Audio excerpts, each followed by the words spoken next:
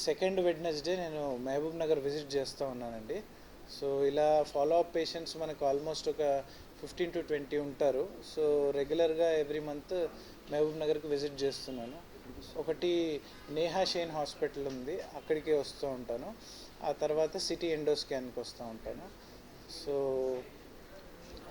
ఇలా కాళ్ళల్లో రక్తం గడ్డగట్టిన, కాళ్ళల్లో పుండ్లు అయ్యి మానకపోయినా, లేకపోతే ఎవరికైనా పెరాలసిస్ లాగా వచ్చినా, అలాంటి రక్తనాళాలు ఎక్కడైనా ఉబ్బినా, ఇలాంటి వాళ్ళకి మనం మినిమల్లీ ఇన్వేజివ్ అంటే ఎక్కడ కట్ చేయకుండా ఇంజెక్షన్ థెరపీ ద్వారానే ట్రీట్మెంట్ చేసేది. వారికోజ్ వెయిన్స్ అయినా అని ఇంజెక్షన్ థెరపీ ద్వారానే, కాళ్ళల్లో రక్తం గడ్డగట్టిన ఇంజెక్షన్ థెరపీ ద్వారానే ఒక రక్తనాళంలోకి వెళ్ళి ఆ క్లాట్ని లాగేసుకొని తీసుకొని బయటికి రావడం. అలాగే కాకుండా ఇప్పుడు హార్ట్ బ్రెయిన్కి వెళ్ళే రక్తనాళాల్లో రక్తం గడ్డగడితే పెరాలసిస్ వస్తూ ఉంటుంది.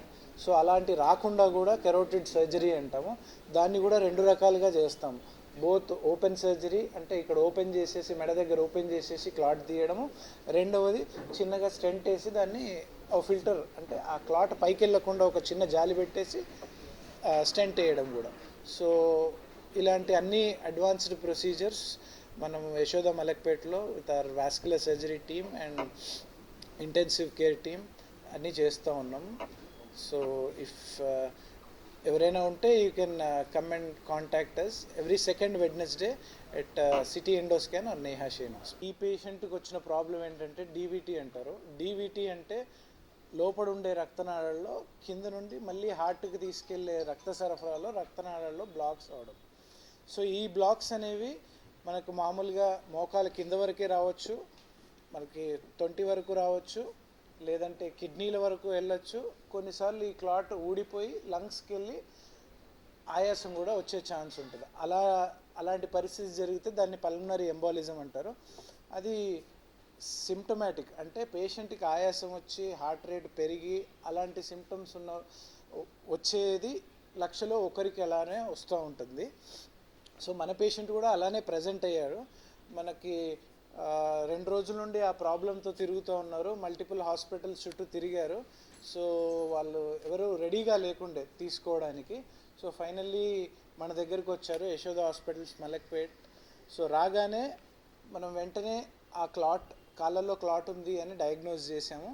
చేసిన వెంటనే ఒకవేళ ఆ క్లాట్ ఆయన సిమ్టమ్స్ని బట్టి, ఇన్ ద సెన్స్ ఆయన హార్ట్ రేట్ ఎక్కువగా ఉండడం, బీపీ లో ఉండడము, ఫీవర్, అన్ని ఆర్గన్స్ ఇన్వాల్వ్ అయి ఉన్న కండిషన్లో వచ్చారు. సో మనం వెంటనే ఫస్ట్ ఏం చేసాము, ఆ క్లాట్ ఏమన్నా లంగ్స్కి కానీ వెళ్ళడం వల్లనే ఇవన్నీ ఎఫెక్ట్స్ అవుతున్నాయా లేదా అనేది రూల్ అవుట్ చేసుకున్నాం.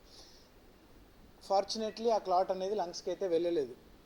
కానీ మిగతా ఎవాల్యుయేషన్ అయిన తర్వాత తెలిసింది ఏంటంటే అప్పుడప్పుడే స్టార్ట్ అయిన రెయినీ సీజన్ వల్ల కాళ్ళల్లో చిన్నగా క్రాక్స్ వస్తాయి కదా, మనందరికీ వస్తూనే ఉంటాయి తడికి ఉన్నప్పుడు పొలాల్లో తిరిగే వాళ్ళకి. సో ఆ క్రాక్స్ నుండి ఇన్ఫెక్షన్ అనేది కాలుకి స్ప్రెడ్ అయ్యి, ఆ ఇన్ఫెక్షన్ వల్ల బాడీలో ఉన్న అన్ని ఆర్గన్స్ ఎఫెక్ట్ అయ్యాయి.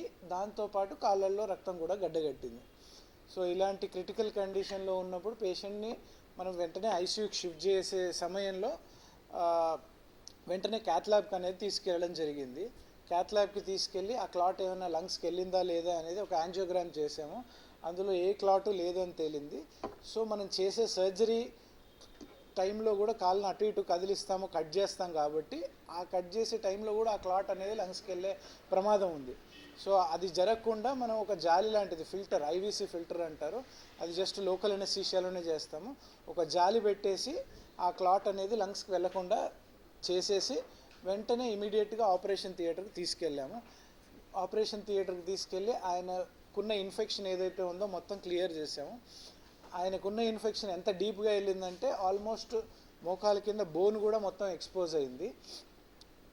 మోకాల కింద నుండి వేళ్ల వరకు మొత్తం చర్మము, కండ మొత్తం పోయింది. ఆల్మోస్ట్ బోన్ వరకు ఎక్స్పోజ్ అయింది.